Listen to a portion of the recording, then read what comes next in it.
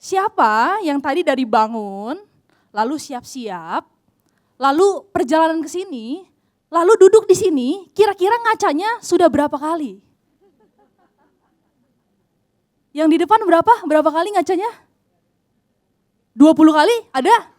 Kalau yang di belakang berapa kali? Ada yang lebih dari 20 kali? Berapa Ibu? 50 kali? Wah beneran 100 Bu. Wah, saya menemukan surveinya, kalau ternyata wanita average yang ngaca itu 16 sampai 28 kali sehari. Itu angka yang banyak sekali ya. Dan kalau di total-total, itu totalnya bisa 55 menit per hari. Kalau misalnya di total sampai setahun, itu kita bisa menghabiskan waktu 2 minggu penuh hanya untuk bercermin aja atau ngaca. Nah pertanyaannya, kalau kita begitu sering memperhatikan penampilan kita, seberapa sering kita memperhatikan kondisi hati kita? Mungkin biasanya di sini saya punya kaca ya. Kalau misalnya kita ngaca, kita mungkin perhatiin, ini bulu mata saya udah anti badai belum ya? Lipstik saya udah merah merona belum ya? Rambut saya, baju saya sudah bagus. Tapi kapan terakhir kali kita ngaca, terus kita bilang, apakah jiwa saya hari ini baik-baik saja ya? Apakah hati saya hari ini sedang sehat-sehat saja? Apakah kehidupan saya hari ini sedang dalam damai? Kapan terakhir kali kita bertanya hal seperti itu? Tapi saya ngerti karena wajar, karena orang melihat penampilan dari luar. Saya punya cerita. Jadi saya ini kan baru melahirkan ya. Waktu saya baru melahirkan, saya itu cuti 3 bulan. Saya jarang ke Gilgal lah pada saat itu, karena saya cuti, saya sesekali ke gerejanya. Jadi pada saat itu saya jarang bertemu seseorang. Nah ketika sudah 3 bulan, saya kembali lagi masuk dan mulai lumayan sering ke Gilgal. Pada saat itu saya mau ibadah di lantai 5. Ketika saya ibadah di lantai 5, saya bertemu dengan seorang ibu-ibu. Lalu dia bertanya sama saya dengan penuh senyuman, sambil melihat perut saya, dan dia bilang, wah kamu hamilnya sudah berapa bulan? Padahal saya anaknya udah 3 bulan udah lahiran di rumah. Tapi dia melihat perut saya dan dia bilang, wah anak kamu itu bayinya hamilnya sudah berapa bulan? Berarti memang orang itu cenderung melihat penampilan kita. Ya. Dan yang saya mau katakan di sini adalah memang orang-orang itu sering melihat penampilan kita. Kalau saya ketemu saudara-saudara saya, orang-orang tuh selalu ngomongnya, kamu harus diet ya habis lahiran, kamu harus lebih cantik lagi, kamu harus kurus lagi. Jangan seperti ini berat badannya. Tapi jarang orang-orang yang berkata sama saya, kamu harus perhatiin kondisi mental kamu ya. Kamu harus perhatiin jiwa kamu ya. Kamu harus perhatiin karakter kamu ya. Karena dunia fokus sama apa yang terlihat, tapi justru Tuhan fokus sama apa yang gak terlihat. Sehingga berarti masalahnya bukan karena kita jarang melihat diri kita, tapi mungkin kita banyak melihat diri kita di bagian yang salah aja. Makanya ayatnya hari ini saya mau bawa dari 1 Petrus 3 ayat 3 sampai 4. Saya bacakan ya ayatnya ya. Dikatakan seperti ini, perhiasanmu janganlah secara lahiriah, yaitu dengan mengepang-epang rambut, memakai perhiasan emas, atau dengan mengenakan pakaian yang indah-indah. Tetapi perhiasanmu ialah manusia batinia yang tersembunyi. Dengan perhiasan yang tidak binasa, yang berasal dari roh yang lemah lembut dan tentram, yang sangat berharga di mata Allah. Nah ketika Petrus menulis surat ini, konteksnya Petrus itu lagi pengen ngomong sama jemaat yang pada saat itu ada di budaya yang sangat menekankan penampilan luar. Pertanyaan saya, ladies, penampilan luar itu penting atau enggak? Penting ya, sehingga memang betul penampilan luar itu sangat penting. Orang bilang, pepatah bilang, don't judge a book by its cover. Tapi saya rasa zaman sekarang, dari dulu pun, people do judge a book by its cover. Kita pasti lihat covernya dulu. Jadi penampilan itu memang penting. Sehingga Petrus di sini, dia mau bilang, bukan penampilan gak penting. Bukan kita gak perlu make up, bukan kamu gak usah dandan, bukan kamu gak usah perhatian penampilan luar. Tapi Petrus mau kasih tahu, ternyata ada sesuatu loh yang lebih penting dari sekedar penampilan luar kita. Ada yang namanya manusia batiniah yang tersembunyi, atau yang kita sebut sebagai inner beauty, kecantikan dari dalam. Sehingga judul khotbah saya hari ini adalah Beautiful Inside Out. Saya merasa hari-hari ini kita hidup di zaman yang dimana hampir semuanya bisa diperbaiki, dari luar. Misalnya, kalau misalnya kulit kita ibu-ibu kurang glowing, ada skincare. Kalau misalnya kurang mulus, ada apa biasanya? Treatment ya. Kalau misalnya foto kita kurang bagus, ada apa biasanya? Ada filter TikTok ya, ada AI bisa diedit sekarang. Kalau kita kurang cantik, kurang pede, ada apa? Ada make up. Tapi masalahnya, ternyata ada beberapa hal yang tidak bisa dibenarkan oleh make up. There are some things that make up cannot fix. Karena 1 Samuel 16 ayat 7 mengatakan, manusia melihat apa yang di depan mata, tetapi Tuhan melihat hati. Nah, yang pertama adalah make up cannot heal a broken heart. Kalau misalnya saya jerawatan atau misalnya ada mata panda ya, bisa ditutupin sama apa? Concealer ya, betul ya? Ini betul kan ya, nggak saya doang kan ya yang kayak gitu ya. Bisa ditutupin ya pakai make up ya. Tapi kalau misalnya ada luka di hati kita, kira-kira kita bisa tutupin itu pakai apa? Mungkin ada luka-luka di hati kita karena suami kita mungkin mengecewakan kita, anak-anak kita mengecewakan kita, atau sekeliling kita mengecewakan kita. Mungkin ada luka juga karena kita kehilangan seseorang, kita kecewa sama seseorang, atau mungkin bisa juga luka karena gak selalu dikecewakan orang sih, tapi kadang ada hidup yang gak berjalan sesuai apa yang kita mau. Dan gak peduli seberapa bagus penampilan kita, luka itu akan tetap ada. Sehingga yang pertama adalah make up cannot heal a broken heart. Yang kedua, make up cannot give you identity.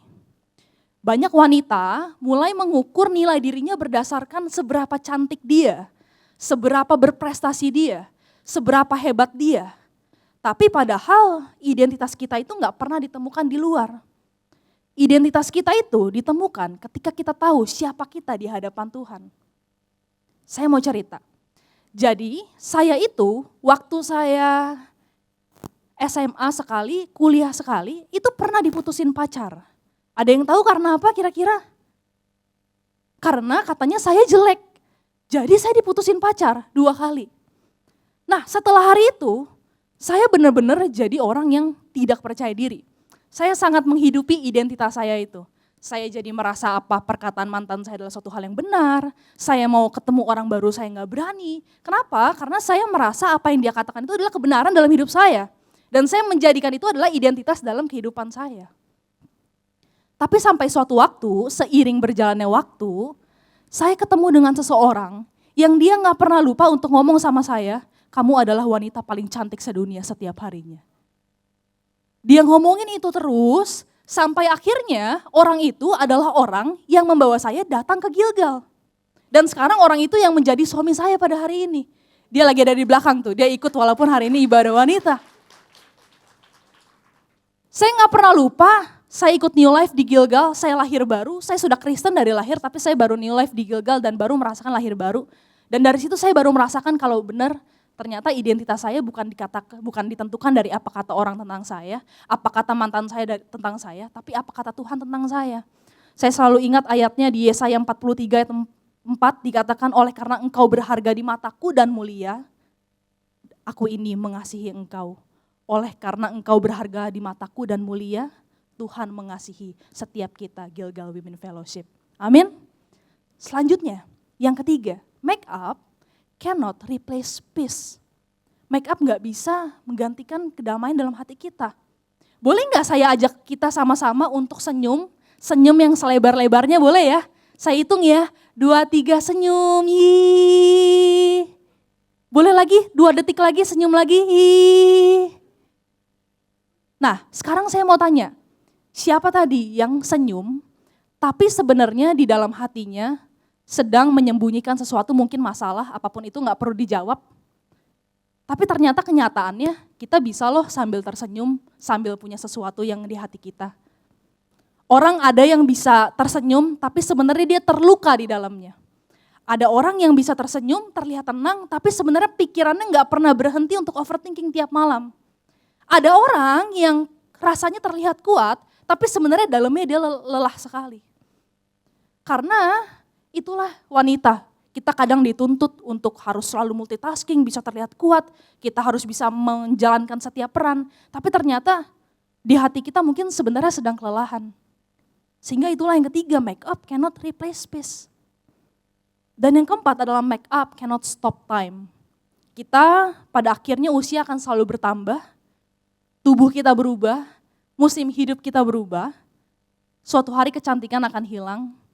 Dan kalau kecantikan kita hanya dibangun dari apa yang terlihat, suatu hari kita akan kehilangan dasar itu. Sehingga inner beauty itu ilustrasinya seperti semen yang dicor. Kalau misalnya masih basah, itu masih gampang untuk diarahkan, untuk dibentuk. Tapi kalau misalnya sudah mulai keras, itu makin susah untuk diarahkan atau dibentuk, semakin sulit diubah. That's why kita harus ubah inner beauty kita dari sekarang, selagi masih gampang untuk dibentuk. Untuk mengubah penampilan yang di luar itu cuma butuh waktu sedikit aja. Misalnya tadi saya kesini make up ya paling 10-15 menit. Kalau ladies di sini make up berapa menit ya biasanya ya? Berapa biasa make up? Sama ya, sebentar ya. Untuk mengubah penampilan yang di luar kita cuma butuh sebentar aja. Tapi untuk mengubah yang di dalam ini butuh waktu yang cukup lama. Dari setiap proses dalam kehidupan kita, setiap keputusan kecil yang kita ambil sehari-hari. Sehingga inner beauty memang kita harus usahakan untuk bangun dari sekarang. Jangan hanya menginvestasikan waktu untuk mempercantik apa yang akan memudar. Tapi investasikan juga waktu untuk membangun apa yang akan kekal. Sehingga hari ini makeup bisa membuat kita lebih cantik. Tapi makeup gak bisa menyembuhkan hati kita yang terluka. Makeup mungkin bisa membuat kita lebih percaya diri. Tapi makeup gak bisa memberikan kita identitas. Makeup mungkin bisa membuat kita menjadi lebih segar, tapi makeup gak bisa membuat kita jadi lebih damai. Tapi saya percaya Gilgal Women Fellowship akan jadi orang-orang yang gak cuma terlihat cantik dari luar, tapi juga bisa terlihat cantik dari dalam dan memancarkan kasih Tuhan dalam kehidupannya. Nah, hari ini kita akan sama-sama belajar 5 cara untuk membangun inner beauty kita. Apakah teman-teman siap untuk belajar pada hari ini? Boleh tangan-tangannya? Boleh senggol sebelahnya bilang yuk kita belajar yuk. Yuk kita belajar yuk. Nah hari ini saya akan membagikan 5 ways to build our inner beauty. Yang pertama adalah release what isn't yours. Untuk ini saya ingin mencoba suatu ilustrasi. Nah saya boleh gak ya panggil satu orang untuk maju ke depan. Sebagai ilustrasi yang pertama, nah saya mau kasih Ci Iren sebuah tas. Ci Iren boleh pegang tasnya seperti ini? Boleh ya? Kuat gak? Enteng ya? Enteng. Nah sekarang saya mau kasih Ci Iren beban yang pertama. Beban comparison, perbandingan. Kita dibanding-bandingin, kok dia rasanya lebih cantik daripada saya ya? Kok dia rasanya lebih pintar dari saya ya? Kok dia rasanya lebih hebat daripada saya ya? Saya masukin ke sini ya, beban yang pertama. Masih enteng Ci? Kuat berapa lama? Sampai selesai khotbah, aman ya? Oke. Yang kedua adalah beban worry. Keuangan saya nantinya akan baik-baik saja nggak ya? Nanti masa depan saya gimana ya? Masa depan anak-anak saya gimana ya? Kita selalu khawatir dan tanpa sadar kita memasukkan beban ini juga ke dalam kehidupan kita. Beban yang kedua, beban worry. Masih kuat? Kuat, aman ya? Oke. Yang ketiga adalah beban, wah ini berat juga nih yang ini. Beban expectation. Kita seringkali dituntut banyak hal, banyak ekspektasi yang ada dalam harus kehidupan kita. Kita harus bisa jadi ibu yang baik, harus bisa jadi wanita yang baik, harus bisa jadi anak-anak yang baik, harus bisa jadi pasangan yang baik. Dan tanpa sadar kita memasukkan ini juga beban dalam kehidupan kita. Gimana Ci Iren, masih kuat? Aman ya? Oke. Kita kasih tepuk tangan dulu ya buat Ci Iren. Nah yang keempat, beban people pleasing. Aku orangnya gak enakan kalau bilang enggak. Kalau aku gak ikutin dia, dia marah gak ya? Tanpa sadar kita juga masukin beban ini ke sini. Ke dalam kehidupan kita. Nah masuk ya. Udah mulai susah ya. Nah tapi tadi masih kuat ya? Masih kuat ya? Oke. Kalau kita lihat ilustrasi ini, banyak wanita hidup dengan beban yang Tuhan gak pernah minta mereka untuk pikul. Saya, anaknya masih 6 bulan di rumah. dia belum bisa ngomong, dia belum bisa jalan, tapi saya udah kepikiran, nanti kalau dia study tour, dia bisa gak ya sama gurunya dan teman-temannya? Nanti kalau dia remaja, dia bisa dapat pasangan yang baik yang dari Tuhan gak ya? Padahal anak saya masih di rumah, masih kecil. Tapi saya sudah memikirkan segitunya. Sehingga masih kuat? Udah gak kuat ya? Nah makanya Tuhan Yesus bilang, gak pernah bilang seberapa berat beban kamu, tapi Tuhan Yesus bilang, ini bebannya punya kamu atau bukan? Perlu dipikul atau enggak? Karena banyak wanita biasanya hidup dengan menanggung beban yang sebenarnya Tuhan gak pernah minta mereka pikul. Nah makanya ini Tuhan Yesus ambil ya bebannya ya, kita serahin ke Tuhan ya. Terima kasih Ci Iren, silakan. Matius 11 ayat 28, marilah kepadaku semua yang letih lesu dan berbeban berat, aku akan memberikan kelegaan kepadamu. Kita gak perlu pikul apa yang Tuhan gak minta pikul dalam kehidupan kita. Nah untuk poin yang pertama ini, saya ingin menceritakan seorang yang bernama Stephen Covey. Atau dia adalah penulis dari 7 Habits of Highly Effective People. Dia pernah cerita, di mana waktu itu dia adalah seorang profesor di kampusnya, dan ada mahasiswi yang datang ke ruangannya. Lalu mahasiswi ini bilang, Pak Stephen, saya ini lelah sekali, saya hancur sekali, saya capek sekali. Karena saya gagal di ujian saya. Saya benci sama dosen saya yang ngajarnya itu gak jelas. Saya kesel sama teman-teman saya yang mereka itu gak mau ajak saya dalam kelompok belajarnya mereka. Dan saya sedih karena orang tua saya kecewa sama saya. Sehingga pada waktu itu, Pak Stephen Covey ini akhirnya mengambil sebuah kertas dan dia menggambar 3 lingkaran. Yang pertama, lingkaran dalam atau circle of control adalah hal-hal yang bisa kita kontrol. Respon kita, sikap kita, keputusan kita. Lingkaran yang tengah, circle of influence, adalah hal-hal yang bisa kita pengaruhi, tapi tidak bisa kita kontrol juga. Sedangkan lingkaran yang terakhir, yang luar, itu adalah hal-hal yang sudah tidak bisa kita pengaruhi, tapi kita tidak bisa kontrol juga. Akhirnya Pak Stephen itu tanya sama si mahasiswa ini, dari tadi yang kamu ceritain, itu bebannya paling banyak ada di lingkaran yang mana? Dan mahasiswa itu menjawab, di lingkaran yang terakhir, lingkaran yang luar. Yang tidak bisa saya pengaruhi dan juga tidak bisa saya kontrol. Sehingga kesimpulannya adalah, pantas aja kamu terlalu memikirkan beban yang seharusnya tidak perlu kamu pikirkan. Akhirnya kamu stres. Karena stres seringkali muncul ketika kita mencoba mengontrol sesuatu yang Tuhan tidak pernah serahkan sama kita. Stres seringkali muncul karena kita mencoba mengontrol sesuatu yang Tuhan gak pernah serahkan sama kita. Sehingga kita sering berpikir, oh kalau aku kuat baru aku datang kepada Tuhan. Tapi justru Tuhan mau ngomong, datanglah kepadaku justru ketika kamu tidak kuat. Ketika kita rasanya lelah, ketika rasanya kita gak baik-baik saja. Matius 11 ayat 28 mengatakan, marilah kepadaku semua yang letih lesu dan berbeban berat, aku akan memberi kelegaan kepadamu. Nah, itulah poin saya yang pertama. Tapi setelah mungkin beban kita sudah diletakkan, mungkin kita mulai menyadari ada luka yang selama ini disembunyikan. Sehingga poin saya yang kedua adalah heal what you have been hiding. Ini adalah poin saya yang kedua, cara yang kedua untuk membangun inner beauty. Kita sebagai wanita biasanya sering sekali untuk menyembunyikan apa yang kita rasakan. Setuju nggak ibu-ibu? Saya mau tanya nih misalnya, Bu Ibu, kalau misalnya suami kita nanya, kita lagi nggak baik-baik saja, tapi tiba-tiba dia nanya, sayang, kamu nggak apa-apa. Biasa jawabnya apa ibu-ibu?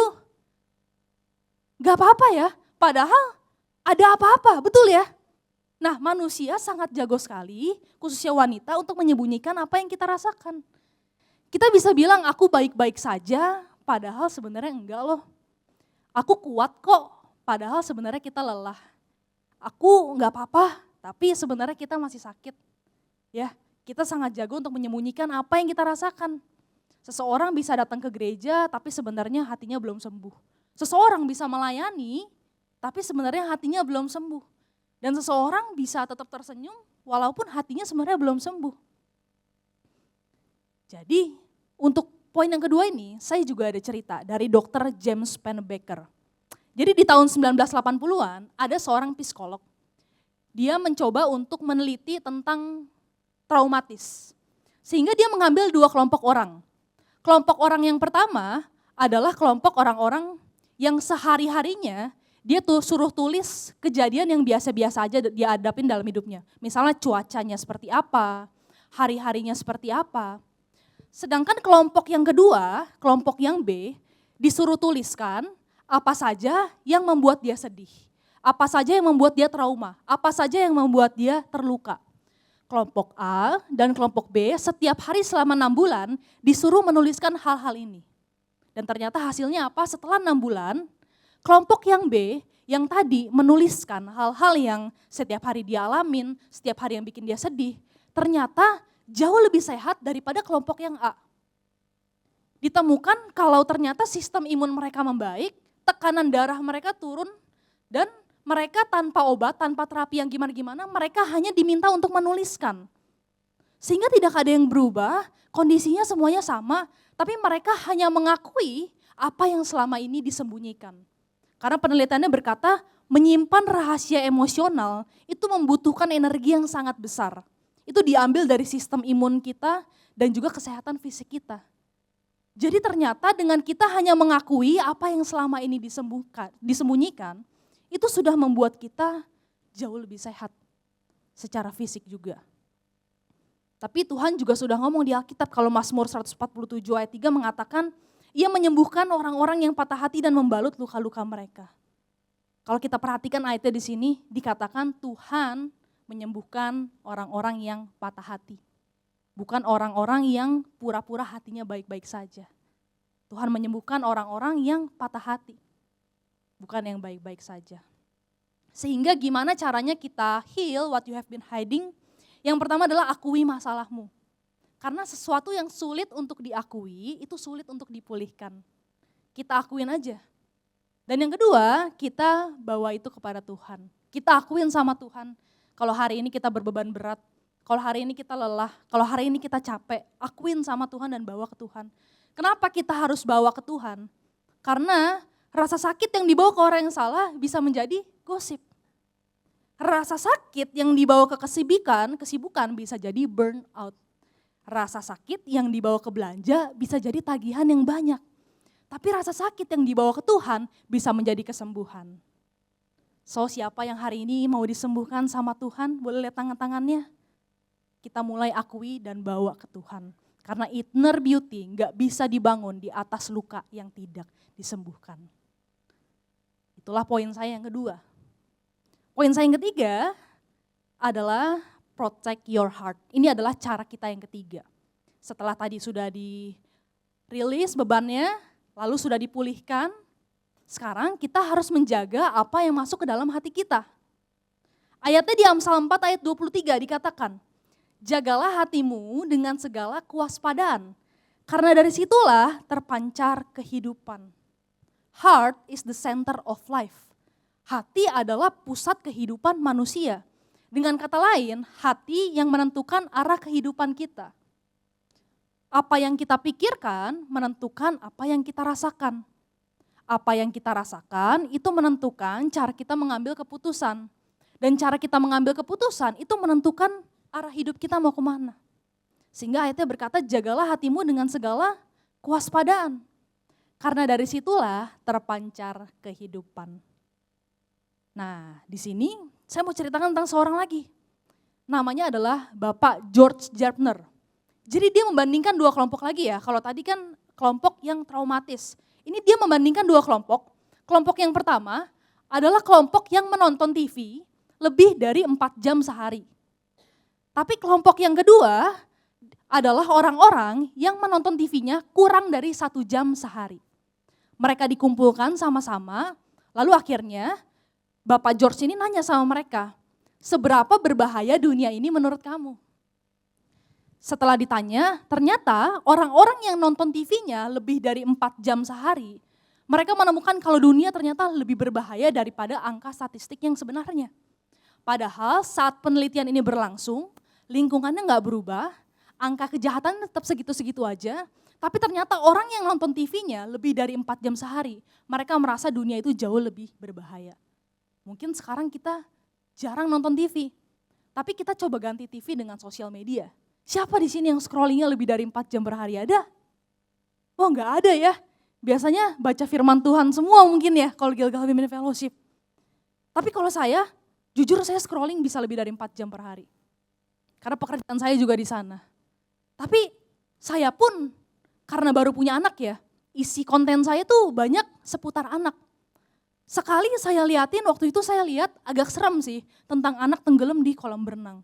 Saya nonton kontennya sampai habis, beberapa konten kemudian tiba-tiba saya ngeliat ada konten anak kejepit di eskalator. Saya nonton lagi, tiba-tiba saya ngeliat ada anak diculik, anak meninggal. Sehingga sosial media jauh lebih berbahaya daripada TV.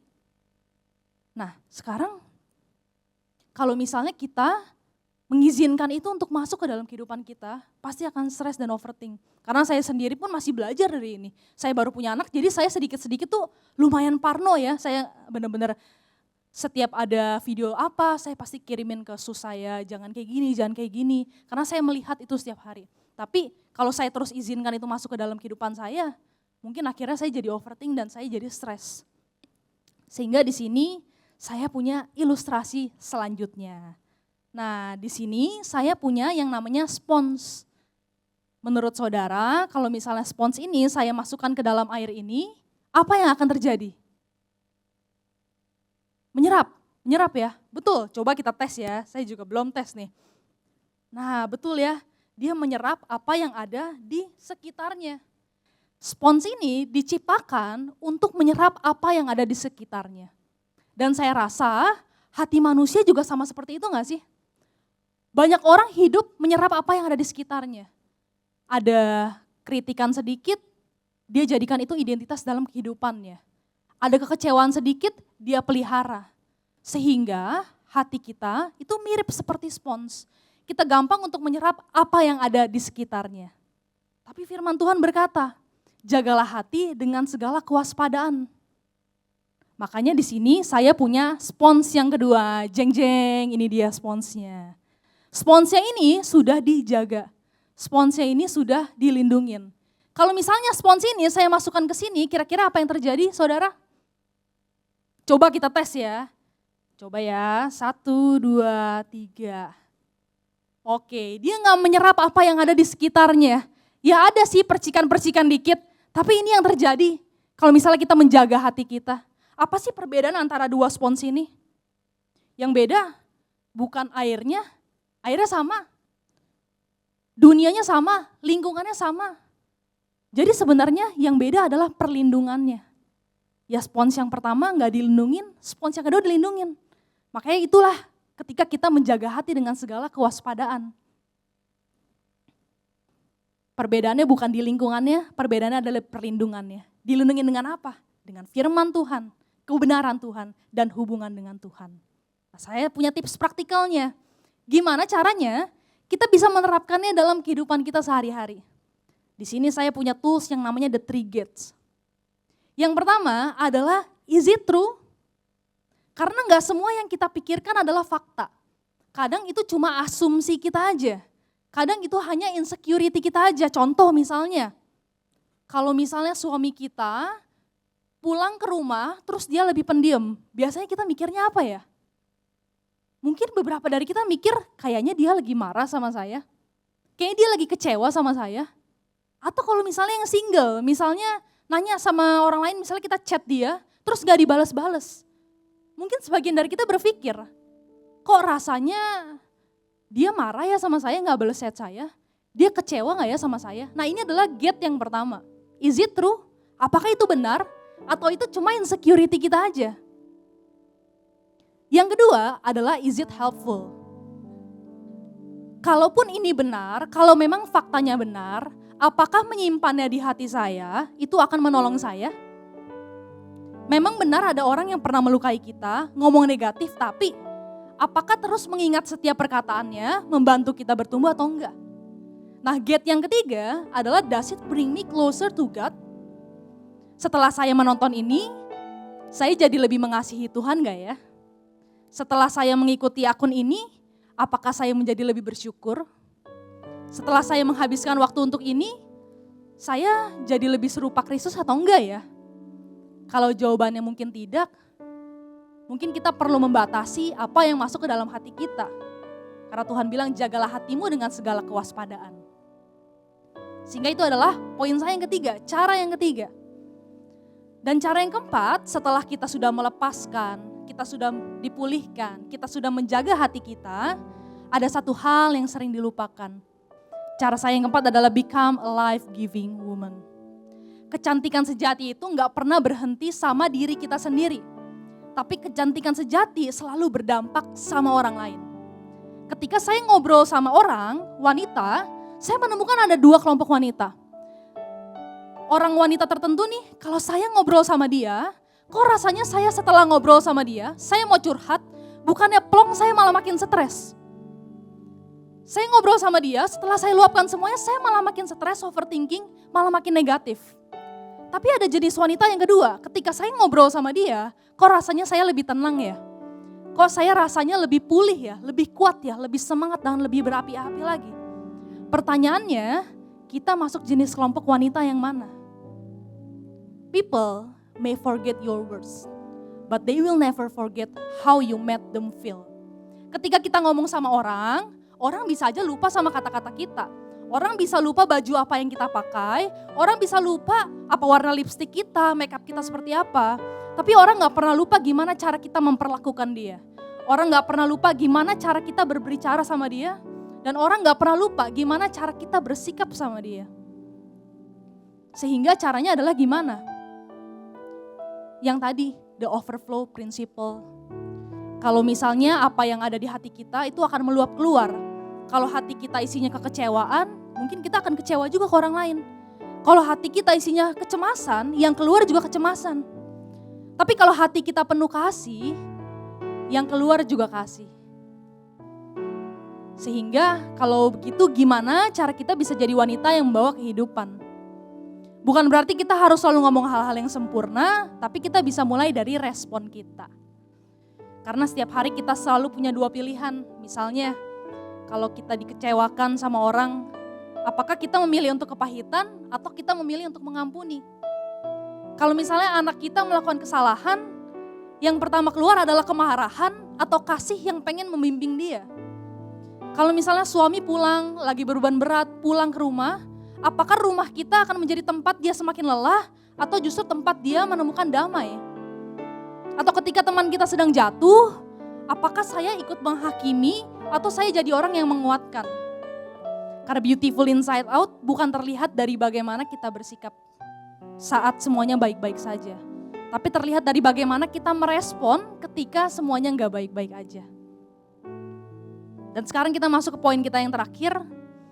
Gimana caranya kita bisa jadi wanita yang terus memberikan kehidupan, terus memberikan kasih, terus memberikan kedamaian tanpa kehabisan. Pada akhirnya kita butuh sumbernya. Kita membutuhkan akar. Sehingga cara yang kelima adalah stay root in God's love. Yohanes 5 ayat 5 mengatakan, akulah pokok anggur dan kamulah ranting-rantingnya. Barang siapa tinggal di dalam aku dan aku di dalam dia, ia berbuah banyak. Sebab di luar aku, kamu tidak dapat berbuat apa-apa. Kalau gitu gimana caranya kita bisa tetap tinggal di dalam Tuhan setiap hari? Salah satu buku yang sangat terkenal membahas ini adalah Atomic Habits karya James Clear. Dia bilang seperti ini, saya izin kutip, kamu bisa memulai kebiasaan karena motivasi. Tetapi kamu baru bisa mempertahankan kebiasaan kalau itu sudah menjadi identitas dari dirimu. Sehingga kebanyakan orang hidup seperti ini.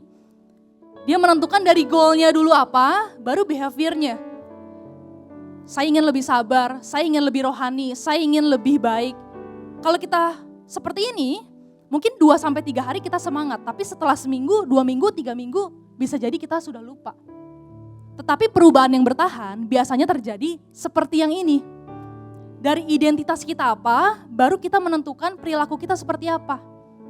Sehingga misalnya daripada kita berkata saya mau baca Alkitab, lebih baik kita sadar, oh saya anak Tuhan. Justru saya mau mengenal Bapa saya, sehingga saya mau rajin baca Alkitab. Daripada berkata, oh saya harus mengampuni. Kita bisa sadar dulu, oh saya adalah anak yang sudah diampuni oleh Tuhan. Sehingga saya juga mau mengampuni orang lain. Atau misalnya, daripada berkata saya harus berhenti bergosip. Lebih baik kita sadar kalau saya adalah anak Tuhan, mulut saya dipanggil untuk membangun dan jadi berkat buat orang lain, bukan memperkatakan hal yang negatif. Karena sebuah perubahan itu bukan dimulai dari kalimat saya harus, Tetapi dari keyakinan, inilah siapa kita di dalam Kristus. Baru perubahan-perubahan itu bisa terjadi karena ada identitas kita dan akan lahir kebiasaan-kebiasaan yang baru.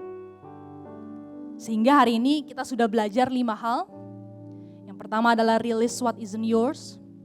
Yang kedua adalah heal what you have been hiding. Yang ketiga adalah protect your heart.